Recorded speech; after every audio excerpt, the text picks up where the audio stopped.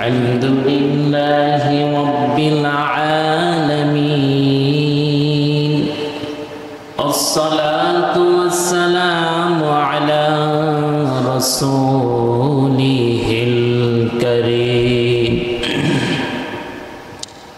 وعلى آله وأولياء ملته وعلماء أهل السنة أجمعين أما بعد فقد قال الله سبحانه تبارك وتعالى جل جلاله وعم نواله في القرآن المجيد وفي فرقانه الحميد أعوذ بالله من الشيطان الرجيم بسم الله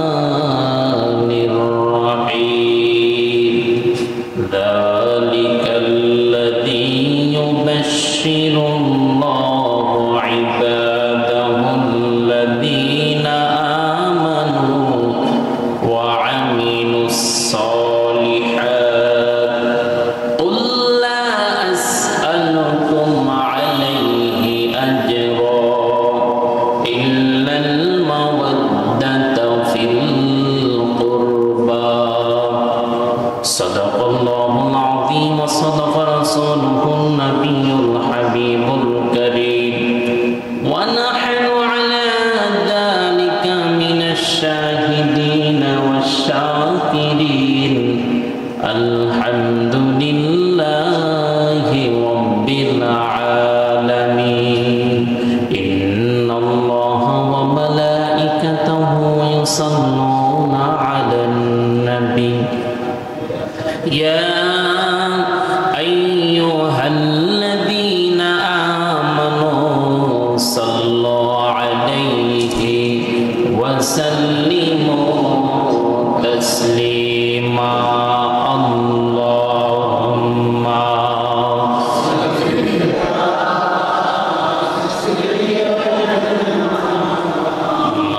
مولانا محمد وعلى آله مولانا আমার আব্বাজান আমার কলিজা টুকরা যুবক ভাইরা আজ পবিত্র জুমার দিন গরিবের জন্য হজের দিন মাহে মুহররমের প্রথম জুমায় আল্লাহর ঘরে আসার এবং বসার তৌফিক দান করেছেন এই জন্য হৃদয়ের সবটুকু ভালোবাসা দিয়ে শক্তি দিয়ে কালিমাত শুকর আদায় করি বলি আলহামদুলিল্লাহ আল্লাহ সুবহানাহু ওয়া তাআলা কোরআনুল কারীমের 42 নং সূরা 25 নম্বর পারা 5 নম্বর সাফা সূরা শুরার 23 নং আয়াতে বলেন যালিকাল্লাযী ইউবাশশিরুল্লাহু ইবাদাহুল্লাযীনা আমানু ওয়া আমিলুস সালিহাত এটাই তা যার সুসংবাদ দেন আল্লাহ তার বান্দাকে আমরা হলাম আল্লাহর বান্দা বান্দি ঠিক কিনা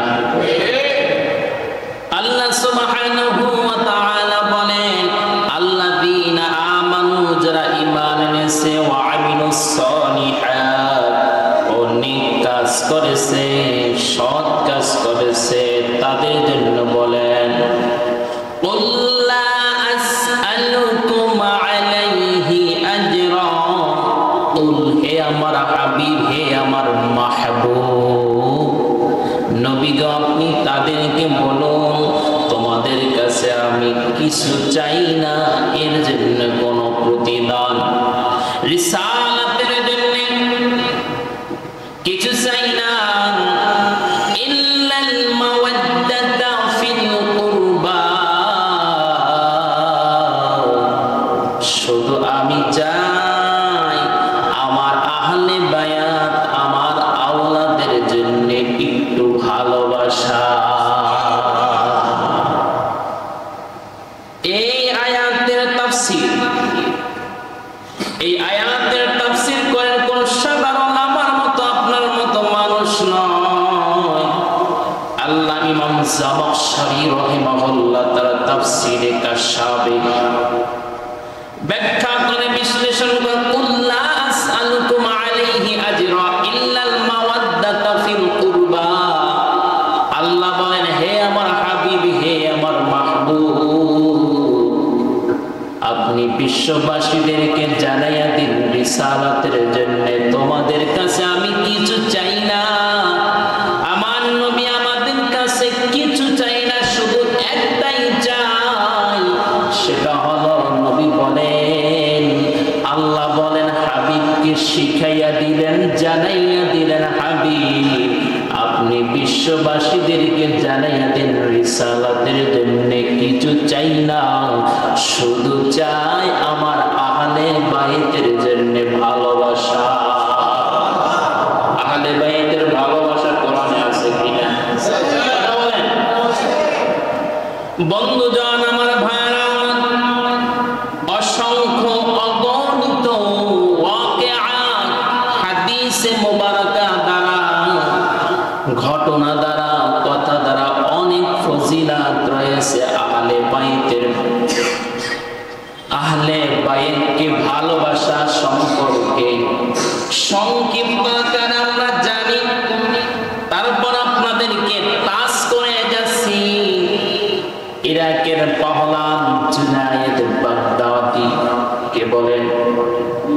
জুনায়েদ বাগদাদি তিনি একজন কুস্তি খেলোয়াড় ছিলেন, বাদশা নামদার। অনেকদিন পর্যন্ত তাকে লালিত পালিত করেছেন, মোটা তাজা সুঠাম দেহের অধিকারী করেছেন, একজন কুস্তি খেলোয়াড় প্লেয়ার তৈরি করেছেন। বাংলাদেশের সাকিব আল হাসান বলেন, তামিম বলেন, মাশরাফি বলেন, মুশফিক বলেন, তাদের পিছনে বছরের পর বছর বাংলাদেশ ক্রিকেটার পরিশ্রম করে বিশ্বের সেরা প্লেয়ার তৈরি করছেন, ঠিক কিনা? সেরকমের জুনায়েদ বাগদাদির পিছনে ইরাকের বাদশা নামদার টাকা পয়সা প্রয়োগ করে পিছনে লাগিয়ে ট্রেনিং দিয়েছেন কুস্তি খেলোয়াড়ের জন্য। তখনকার যুগে কুস্তি খেলোয়াড়ের অনেক দাম ছিল, অনেক উপকরণ হাদিয়া পেশ করত। হঠাৎ ইরাকের ভিতরে বাদশা নামদার বলে, আমার পালোয়ানের সাথে কেউ পারবে না, আমি কুস্তি খেলোয়াড়ের জন্য ডেট দিই, যদি কেউ থাকো তাহলে উপটুকন দিব, দামি দামি উপটুকন দিব। কিন্তু দেখা গেল কেউ সাহস করল না জুনায়েদ বাগদাদির সাথে একজন সুবর্ণপুরম লোক আসিয়া বলে, আমি জুনায়েদ বাগদাদির সাথে আমি কুস্তি খেলোয়াড়ের প্লেয়ার হিসাবে এসেছি, তার সাথে তার সাথে আমি কুস্তি খেলায় অংশগ্রহণ করব। বলে তুমি বুঝো তুমি পারবা না, তুমি মারা যাও। অনেক বাধা বিপত্তি দেওয়ার পর কিন্তু পারলেন না উনি কুস্তি খেলায় অংশগ্রহণ করবি।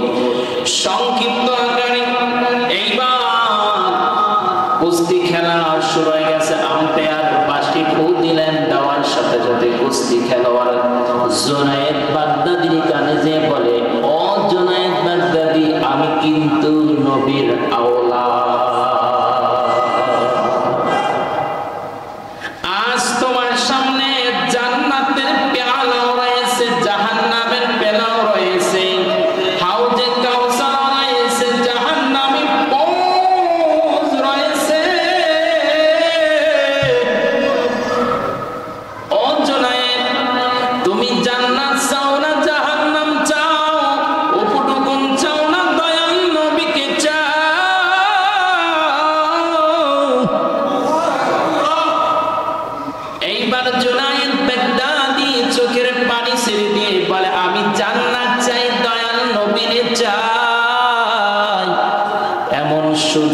আর আমি ছাড়া করব না, সুযোগ হাত ছাড়া করব না।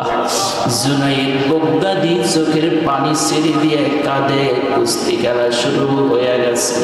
জুনায়েদ বাগদাদি এমনি এমনি জমিনে পড়ে যায়, আর নবীর আওলাদ তার শরীরের উপরে পড়ে যায়। সবাই বলে মানি না বিচার, মানি না বিচার, মানি না। একবার নয়, দুইবার নয়, তিনবার নয়, চারবার খেলা হলো। চারবার খেলাই নবীর আওলাদ ফার্স্ট হলে।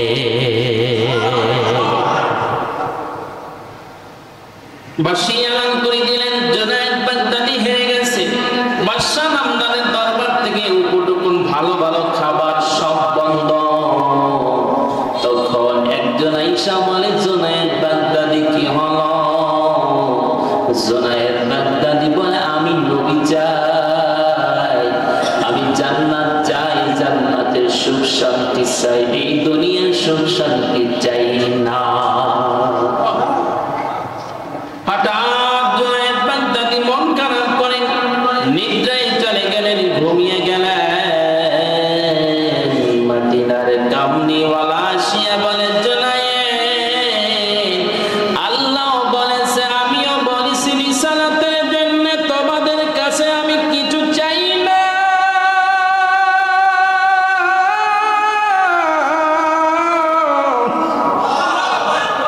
আমি শুধু চাই আহলে বাইতের জন্য ভালোবাসা।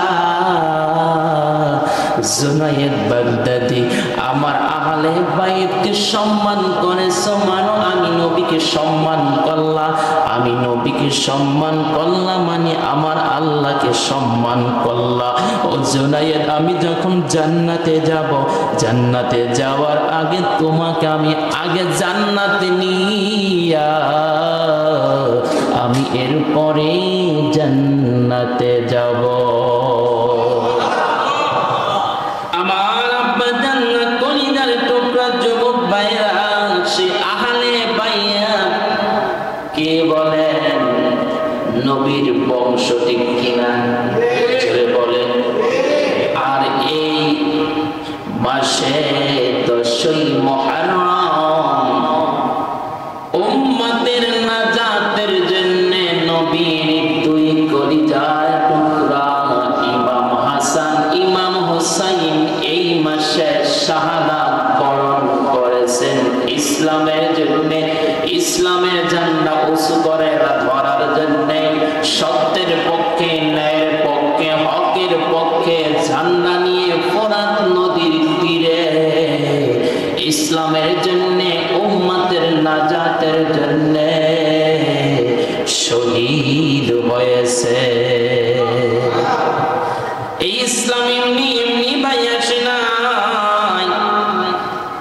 বন্ধুজন আমার, ভাইরা আমার, আল্লাহ নবী সাল্লাল্লাহু আলাইহি ওয়াসাল্লাম বলেন আমার সাহাবীদের, আমার খলিফার 30 বছর আমার ইন্তেকালের পরে শাসন চলবে।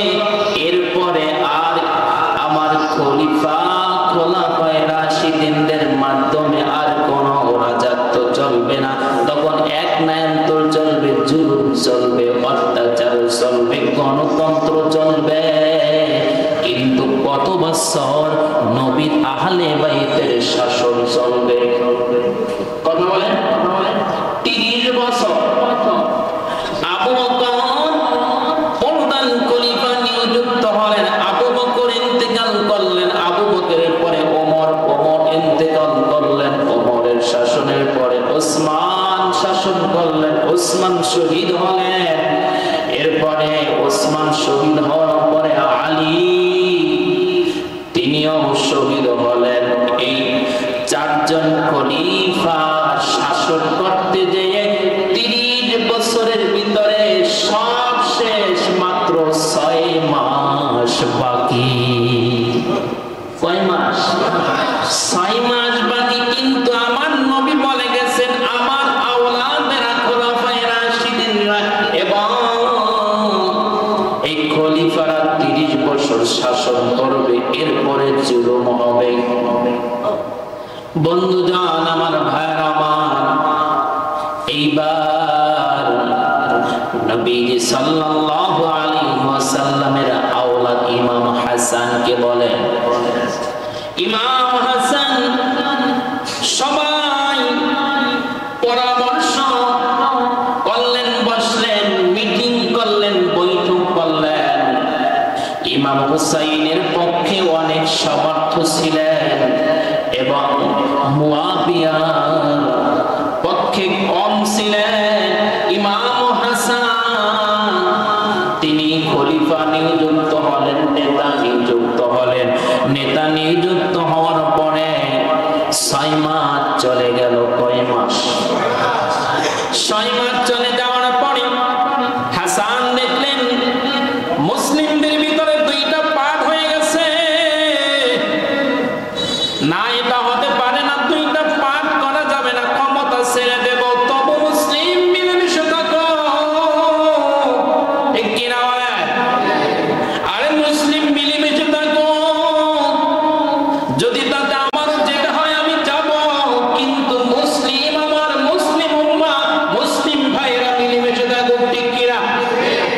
বন্ধুজন আমার, ভাইরা আমার, কথাগুলো খেয়াল দিয়ে শুনবেন। এইবার ইমাম হাসান তিনি পরামর্শ করলেন, সবাইকে নিলেন। ও মুরব্বি, নবীর সাহাবী হযরত মুআবিয়া রাদিয়াল্লাহু তাআলা, আপনার কাছে আমার এখন আবেদন, মুসলিমদের বিরুদ্ধে 2টা পাঠ করতে চাই না। 2টা পাঠ করলে মুসলিমদের ক্ষতি হবে, ইসলামের ক্ষতি হবে, ইসলামের ক্ষতি হবে, আমার নবীর ক্ষতি হবে, আল্লাহর ক্ষতি হবে। ইহুদি, খ্রিস্টান, নাসরা, মুনাফিক ওরা পায়তা করে মুসলিম সমাজের ভিতরে গন্ডগোল সৃষ্টি করবে। এটা কখনো কোনো মুসলিম পারে না। নবীর আহলে বায়াত পারে না, নবীর আওলাদ পারে না, ওলামায়ে কেরামও পারে না। ঠিক কিনা? ও ভাই, আপনাদের আমাকে নাও লাগতে পারে, কিন্তু আমার আপনাদের প্রয়োজন। ঠিক কিনা বলেন? ভালো থাকবে, মন্দ থাকবে, কিন্তু আপনাদের প্রয়োজন লাগবে। আহারে, একজন নবীর ওয়ারিসের হিন্দুর বিপক্ষে কথা বলার কোনো ক্ষমতা নাই। কেউ না, হিন্দু একদিন মুসলিম হবে, কালেমা পড়বে। ঠিক কিনা? কাফের একদিন কাফের থেকে মুসলিম হবে, মুনাফিক একদিন তওবা থেকে মুমিন হবে। কিন্তু জনগণ মুসলিম মানুষ, কিন্তু ইমামের দরকার। ঠিক কিনা বলেন? আপনাদের ইমাম না প্রয়োজন হতে পারে, কিন্তু ইমামের মুসল্লি দরকার। তাই আমি কিন্তু বলতেছি, শাহাদায়ে কারবালা নবীর আওলাদ কিভাবে ইসলামের জন্য খেদমত করলেন, আর আমি কিভাবে করি। এইবার ইমাম হাসান বলে, মুরব্বী সাহাবী, মুরব্বী বাবাগণ, আমি মুসলিমদের সাথে আমার ক্ষমতা ছাড়তে চাই, আমার চেয়ার ছাড়তে চাই। বলে কিভাবে? শর্ত আছে। কি আছে? শর্ত আছে, 2টা শর্ত। আপনাকে আমি ক্ষমতা দিয়ে দিলাম, চেয়ার দিয়ে দিলাম, কিন্তু আপনার ইন্তেকালের পরে, আপনার পরে যদি ইমাম নিযুক্ত হয়, তাহলে আমি ইমাম হাসান যখন থাকবো না, তখন আমার ছোট ভাই ইমাম হুসাইন। বলেন না সুবহানাল্লাহ। এইবার সবার, আচ্ছা ঠিক আছে, আপনি সম্মান দেখাইলেন, যা ঠিক আছে। ইমাম হাসানের প্রস্তাব সবাই গ্রহণ করলেন। বল, এরই নাম হলো নবীর আওলাদের আদর্শ। এইবার ইমাম হাসান রাজত্ব সারিয়ান, চেয়ার সারিয়ান, মুআবিয়া রাদিয়াল্লাহু তাআলা জলিল কদর একজন সাহাবী, কে বলে? সাহাবীরা বলতেন তাদের পক্ষে কম দর ক্ষমতা বিশ্বের কোনো কারণ নাই। ঠিক কিনা বলেন? যাদের সম্পর্কে আল্লাহ বলেন রাদিয়াল্লাহু আনহুম ওয়া রাদু আন। ঠিক কিনা বলেন? বন্ধুজন আমার, ভাইরা আমার, এইবার ইমাম হাসান সময় ইমাম হাসান তিনি রাজত্ব ছেড়ে দিলেন, মুআবিয়া রাজত্ব পরিচালনা করলেন। মুনাফিক ইবনে জিয়াদ কে বলেন, জিয়াদের সঙ্গ বঙ্গ যারা ছিল তারা বললেন, ও ইয়াজিদ, তুমি যদি দুইটা লোক না মারতে পারো, তোমার বাবার পরে তোমার চেয়ার থাকবে না, তোমার ক্ষমতা থাকবে না। তো কি বলেন?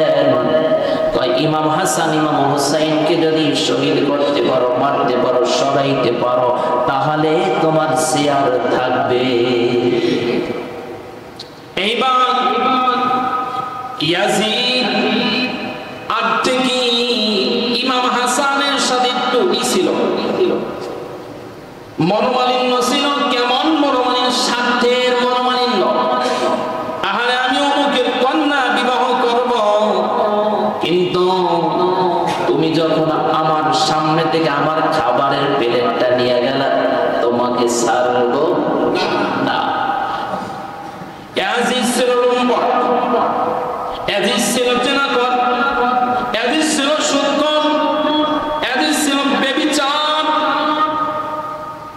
এই ইয়াজিদ দুনিয়ার স্বার্থের জন্য, দুনিয়ার চেয়ারের জন্য আজ থেকে একটা আক্রোশ ছিল যে ইমাম হাসান যেই কন্যা বিবাহ করেছেন, ওই কন্যা ছিল, ইমাম হাসান যেই কন্যা বিবাহ করেছেন, ইমাম হাসানের স্ত্রীকে, এই কন্যাকে, এই মহিলাকে ইয়াজিদ বিবাহ করতে চেয়েছিল, কিন্তু মেয়ে পক্ষ, মেয়ে রাজি হল না ইয়াজিদের সাথে বিবাহ বসার জন্য। সুযোগ হইল কেমনে কেমন করে হাসানকে শহীদ করা যায়। এইবার বন্ধুজন, আমার ভাইয়ের আমার, যখন এই পরিকল্পনা করলেন, মক্কার একজন লোকের সাথে দোস্তি করলেন, মদিনার একজন লোকের সাথে দোস্তি করলেন, কে? ইয়াজিদ। কে বলেন? ইমাম হাসানকে শহীদ করার জন্য। এইবার সংক্ষেপ অনেক ইতিহাস। ইয়াজিদ তিনি আতাক করলেন, দোস্ত করলেন মদিনার এক লোকের সাথে, সে আবার দোস্তি করলেন, ধর্ম আত্মীয় বানাইছেন এক বুড়ো মহিলার সাথে, যে ইমাম হাসানকে মারতে হবে, তাহলে অনেক বড় উপটুকন দেওয়া হবে। নারীরা কিন্তু আশায় পাগল, ঠিক কিনা? আমাদের মা বোনেরা নারী, জাহিলি যুগের কথা বলছিস। এইবার এক মহিলার মাধ্যমে ওই মহিলা ইমাম হাসানের স্ত্রীর সাথে সম্পর্ক করলেন, আর বলেন, গাড়ি দেব, বাড়ি দেব, স্বর্ণ দেব, গয়না দেব, পোশাক দেব, পরিচ্ছদ দেব, কত লাগে দিব দিব দিব, শুধু শরবতটা খাওয়াবা ইমাম হাসানকে। কারণ ইমাম হাসান শরবতের পাগল ছিলেন, শরবত পান করতে। কোথা থেকে আসলে পরিশ্রম করে, বিবি সাহেব একটু আমাকে লেবুর শরবত দাও। আলহামদুলিল্লাহ, পরিশ্রম করে যাও বড় বাসায়, লেবুর শরবত দেন। এরপরে ইমাম হাসানকে বিষ পান করাইলেন প্রথমবার। ইমাম হাসান বুঝেন চিকিৎসার জন্য এই বিষ থেকে মুক্তি হওয়ার জন্য নবীর রওজার পাশে পড়ে বলেন, নানাজি গো, আমি বিষ পান করেছি, আমাকে শরবত পান করাইছে, বিষ পান করেছি, আমাকে আপনি সেবা করে নবীজি জান্নাতি পানি ইমাম হাসানকে খাওয়াইয়া সেবা করে দিলেন। এইভাবে একবার নয়, দুইবার নয়, তিনবার নবীর আওলাদ ইমাম হাসানকে জহর বিষ পান করাইছে। নবী বলে দিছে, আমি একবার দুইবার তোমার শেফার মেডিসিন দিতে পারবো। এরপরে কয় শরীরে অপারেশন, হার্ট সার্জারি একবার দুইবার তিনবারে কিন্তু আর বাঁচবেন। মা বোনদের একবার সিজার, দুইবার সিজার, তিনবার বড় কঠিন, ঠিক কিনা? এই রকমের ইমাম হাসানকে যখন তৃতীয়বার পান করাইলেন, শুধু বিষ নয়, বিষের সাথে কাছের গুঁড়া খাওয়াইছে। আহা, এইবার কি আর সারে? ইমাম হাসান শহীদ হয়ে যাবেন বুঝে গেছেন, আর চোখের সামনে দেখতেছেন দয়াল নবীজি তাকে নেওয়ার জন্য, আলী ফাতেমা তাকে নেওয়ার জন্য হাজির। বলে, আয়ের সন্তান আয় হাসান, জান্নাতের হাউজে কাউসার শরবত তোমার জন্য অপেক্ষা করতেছে।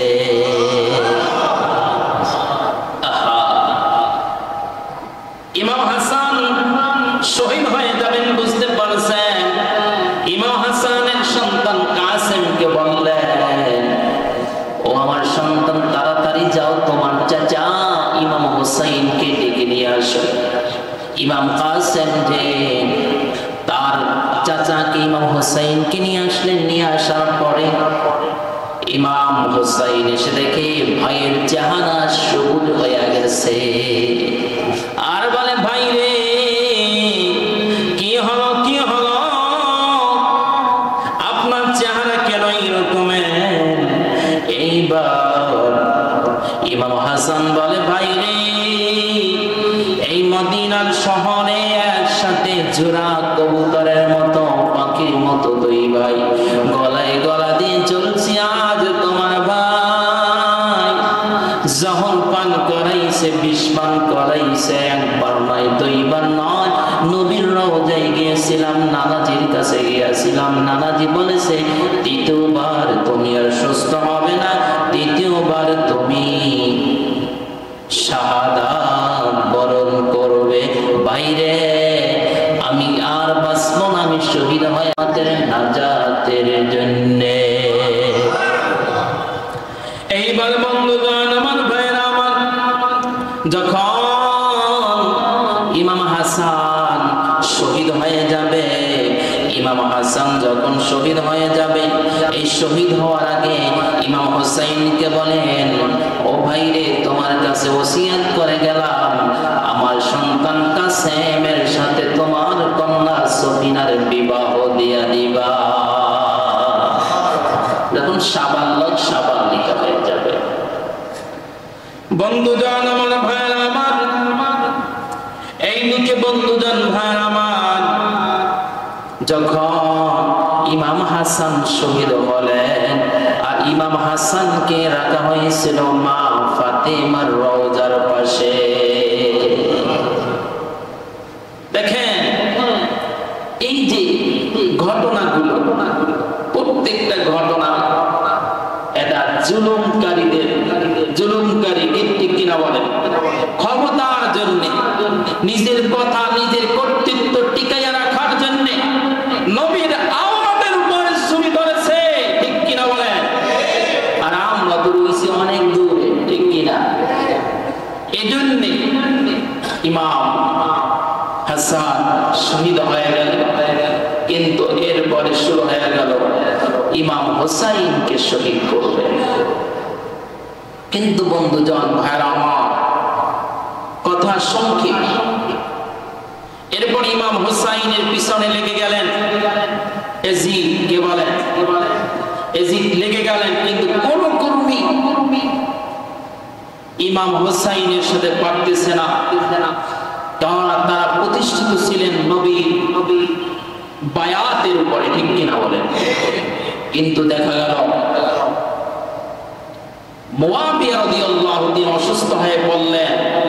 দেখবেন অনেক সন্তান আছে, বাবা অসুস্থ হয়ে পড়লে আইসিইউতে ঢুকাইয়া আমার নিজ চোখে দেখা যে তাড়াতাড়ি বড় ভাই বা ছোট ভাই, মেজো ভাই টিপ দিয়ে জমি লইয়া যায়, আছে কিনা কথা বলেন। সেই রকমের ইয়াজিদ বাবার কাছ থেকে জোর জুলুম করে তিনি কি করছেন, রাজত্ব চেয়ার নিয়ে গেছেন। কিন্তু মুআবিয়া রাদিয়াল্লাহু তাআলা তিনি অসুস্থ হওয়ার সাথে সাথে মদিনাতুত তাইয়্যিবায় চিঠি পাঠাইলেন যে ইমাম হাসানের কাছে যে এই যে ক্ষমতা কিন্তু ইমাম হাসান শহীদ হওয়ার আগে, কিন্তু এই চিঠিটাকে গোপন করলেন, সে চিঠি পাঠাইলেন যে আমার বাবাকে না খাওয়াইয়া মারলেন, চিকিৎসা না করাইয়া মারলেন দেখেন কিন্তু এজিদের ওস্তাদ ছিল খ্রিস্টান ইহুদি। ইহুদিরা তারা একদিনে 40,000 পয়গম্বর শহীদ করেছে। কয় হাজার? 40,000 পয়গম্বরকে শহীদ করেছেন। আর সেই নবী শহীদ করা ইহুদিরা খ্রিস্টানরা তাদের ছাত্ররা কি পারবে না? কথা বলে এমন ওস্তাদের কাছে পাঠাইছি, ওস্তাদও শুট করে, ছাত্র শুট করে। ওস্তাদ যেমন ছাত্র তেমন, ঠিক কিনা বলেন? গাছ যেমন ফল তেমন, ঠিক কিনা বলেন? মা যেমন সন্তান তেমন, ঠিক কিনা বলেন? ইমাম যেমন মুসল্লি তেমন, ঠিক কিনা বলেন? নেতা যেমন জনগণ তেমন, ঠিক কিনা বলেন? এইবার ইয়াজিদ তিনি জোর-জুলুম করে বাবার কাছ থেকে ক্ষমতা নিলেন। ক্ষমতা নেওয়ার পরে চিঠি পাঠাইলেন মদিনায়, আমার বাবা আমার উপরে অর্পণ করে গেছেন, ক্ষমতা দিয়ে গেছেন, আমি শাসন ব্যবস্থা পরিচালনা করব। এরপরে যখন শাসন ব্যবস্থা পরিচালনা করতেছে, দেশের ভিতরে অরাজকতা সৃষ্টি হয়ে গেছে, আগুন লেগে গেছে। এর ভিতরে ইমাম হাসানকে শহীদ করছেন, এরপর ইমাম হোসাইনকে শহীদ করবেন। কারণ মুনাফিকরা বলেছে, ইবনে জিয়াদ সংঘবঙ্গরা বলছে যে শোনো, তোমার ক্ষমতা কিন্তু বেশি দিন টিকবে না, তুমি এই দুইজনকে যদি না মারতে পারো। কিন্তু বন্ধুজন ভাই আমার, কুফাবাসীরা এমন অত্যাচারে পড়ে গেছেন যে আর ভালো লাগে না, বারবার চিঠি পাঠায়। 60 মতান্তরে 120 খানা চিঠি পাঠাইছেন মদিনায়। ইমাম হোসাইনের কাছে বলে যে আপনার নানার প্রেমে আমরা বিকুল হয়ে রয়েছি এবং আপনার হাত বায়াত গ্রহণ করার জন্য আমরা বিকুল হয়ে রয়েছি, আপনি তাড়াতাড়ি কুফায় চলে আসো। সবাই বললেন যে ইমাম হাসাইন, তোমার ভাইয়ের মতো তোমাকেও শহীদ করবে, তোমার বাবারও শহীদ করেছে, এরাদের মতলব ভালো না, তুমি চাইও না কুফায়। কয় যাবো না, ঠিক আছে, কিন্তু এত অন্যায় বিনয় করছে এবং সে বলছে তুমি যদি ইমাম হোসাইন না আসো, আমাদেরকে বায়াত গ্রহণ না করো, তোমার নানাদের কাছে কাল কিয়ামতের ময়দানে কিন্তু আমি নালিশ করব। নানাজির কাছে নালিশ করবে, এটা কি কখন হতে পারে? আমার নানাজি ধরে ফেলে যে আমার আহলে বাইতকে দেখে এসেছি ইসলামের খেদমতের জন্য, উম্মতের নাজাতের জন্য, উম্মতের পথ প্রদর্শনের জন্য, ঠিক কিনা বলে? এইবার যখন এই কথা হলো, তখন বারবার চিঠি পাঠায়। মোট কয়খানা চিঠি আসছে? 120। কয়খানা? 120 খানা চিঠি এসেছে। 120 খানা চিঠি আসার পরে এইবার ইমাম হোসাইন তিনি সকলের পরামর্শ দেন। মুসলিম বিন আকিলকে তার চাচাতো ভাই, মুসলিম বিন আকিল ইমাম হোসাইনের চাচাতো ভাই বলেন, আপনাকে আমি নিযুক্ত করলাম, আপনাকে বায়াত করার জন্য ইজাজত দিলাম, আপনি বায়াতে রাসূল নিয়ে কোথায় যাবেন? কুফায়। কুফায় আসার পরে তার হাতে বায়াত গ্রহণ করলেন 40,000। বলেন না সুবহানাল্লাহ। 40,000 যদি বায়াত গ্রহণ করে, এলাকায় কি নবী বিদ্বেষী আছে? বলেন, কথা বলেন। আহলে বাইতের বিদ্বেষী কি কেউ আছে? সাথে সাথে মুসলিম বিন আকিল চিঠি লিখলেন মদিনার দিকে যে আপনি অতি তাড়াতাড়ি চলে আসুন, একদিনই মুসলিম হয়েছে, আমার হাতে বায়াত গ্রহণ করেছে 40,000। এই চিঠি পাইয়ে তো ইমাম হোসাইন তাই নাকি আমার আপন ভাই মুসলিম বিন আকিল, আমি যাই। কিন্তু এই দিকে ইবনে জিয়াদ কুফার কমান্ডার হয়ে গেলেন, ইয়াজিদ তার গভর্নর বানাইলেন। বানাবার পরে তিনি দেখলেন যে একদিনে 40,000, দিনে দিনে মানুষ ইমাম হোসাইনের মুসলিম বিন আকিলের হাতে বায়াত করে ইমাম হোসাইন নবী এবং আল্লাহর নামে, ঠিক কিনা বলে? এইবার ইয়াজিদ ইবনে জিয়াদ পত্র লিখলেন ইয়াজিদের কাছে যে আপনার ক্ষমতা কিন্তু টিকবে না, এই মুসলিম বিন আকিলকে আগে মারতে হবে, তাড়াতাড়ি মুসলিম বিন আকিলকে মারো। মারার পরে এই ভিতরে আমার নবীজির কাছে চিঠি পাঠাইবেন কেমন? এখন তো নবীজির আওলাদ ইমাম হুসাইন তো মদিনায় নাই, মক্কায়, সে তো পথে রওনা, ঠিক কিনা? এখন মুসলিম বিন আকিল তো চিন্তায় পড়ে গেছে, আরে কি হঠাৎ চেঞ্জ হয়ে গেল?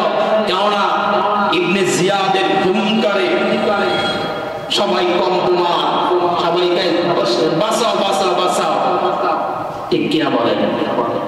যুদ্ধের ময়দানে নামলাম, জিহাদের ময়দানে নামলাম, মুসলিমদের পক্ষে নামলাম, মুসলিমদের পক্ষে নামলাম, নবীর পক্ষে নামলাম, নবীর ইজ্জতের পক্ষে নামলাম, পিছন থেকে মুসলিম বাঁচছে, তাহলে কি অবস্থা বলেন? তাই মুসলিম বিন আকিল দেখতেছে একদিন হুঙ্কারে, জালিমের হুঙ্কারে একদিন সব ঘরবন্দি, ঠিক কিনা বলেন? জালিমের হুঙ্কারে যদি ঘরবন্দি হয়ে যায় তাহলে ওই যুদ্ধ জয়হারা পরাজয় হয়, তাহলে ওই সৈন্যদের সাথে ওই জনগণের সাথে থাকা ভালো না চলে যাওয়া ভালো? কথা বলেন। মুসলিম বিন আকিল বলে এই জনগণের সাথে যাওয়ার কোনো প্রয়োজন নাই। এইবার হকের পক্ষে থাকতে হলে রক্ত দিয়ে হলো, জীবন দিয়ে হলে হক প্রতিষ্ঠা করতে হবে, ঠিক কিনা বলে? ইমাম হুসাইন হক প্রতিষ্ঠার জন্য ফরাত নদীতে গেছেন, ঠিক কিনা? ফরাত নদীর কিনারে কারবালার প্রান্তরে গেছেন, কুফায় চলে গেছেন। বন্ধুজন, ভাইরা আমার, এইবার নবীজির আওলাদ ইমাম হুসাইন তিনিও এসে গেলেন। আইসা দেখি ঘটনা ভিন্ন। আক্রোশ তাকে আক্রমণ করবে, এক এক করে তাকে এমন বন্দী করলেন, যখন মুহররম মাসের 9 মুহররম, 9 মুহররম, ইমাম সংক্ষেপ করতেছে, অনেক কথা রয়ে গিয়েছে। তাই ইমাম হুসাইন তারা সবাই 71 মতান্তর 72 জন সঙ্গী সাথী নিয়ে যখন ফোরাত নদী কারবালার প্রান্তরে চলে আসলেন, কারবালার মাটি থেকে রক্ত প্রবাহিত হয়, পানি প্রবাহিত হয় না, কারবালার গাছ থেকে কষ বের হয় না, রক্ত বের হয়, আর ঘোড়ার পা দেবে গেছে। সঙ্গে সঙ্গে ইমাম হুসাইন তার নানাজি ভবিষ্যৎবাণী মনে পড়ে গেছে। ইমাম হুসাইন যেখানে তোমার ঘোড়ার পা বেঁধে যাবে সেখানেই মনে করবে তোমার কারবালার প্রান্তর, এবং সেখানেই তুমি মুসলিমদের কল্যাণের জন্য, মুসলিমদের মুক্তির জন্য, উম্মতের নাজাতের জন্য শহীদ হয়ে যাবে, কোরবান হয়ে যাবে। এইবার তো ইমানদারের ইমান তো আরো মজবুত, ঠিক কিনা বলে? ইমাম হুসাইন বলে তো শহীদ যখন হতে হবে নবীর আওলাদের জন্য, তার সে কোন টেনশনই করে নাই। কিন্তু 9 মুহররম শহর ভানু তিনি স্বপ্নে দেখলেন যে কারবালার জমি আউলা কিসে পাগল বেশে এক মহিলা, তিনি তার কেশ দ্বারা, চুল মোবারক দ্বারা ঝাড়ু দিতেছে, বলেন না সুবহানাল্লাহ।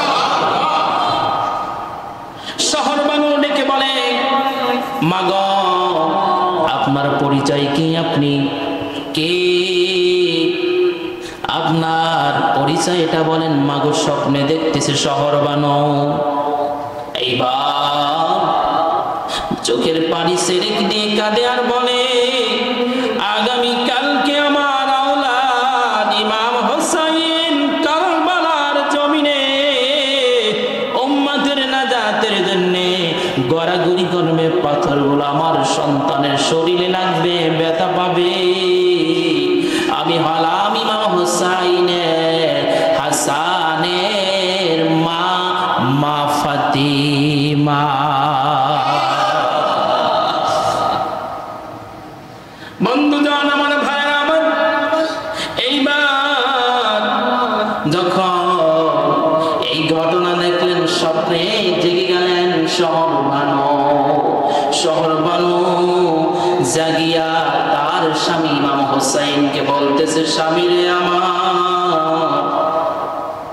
আমি এই স্বপ্নে দেখলাম। বলে, এই স্বপ্ন তো আজকের স্বপ্ন নয়, এই স্বপ্ন আমার নানাজির কথা, ভবিষ্যৎ।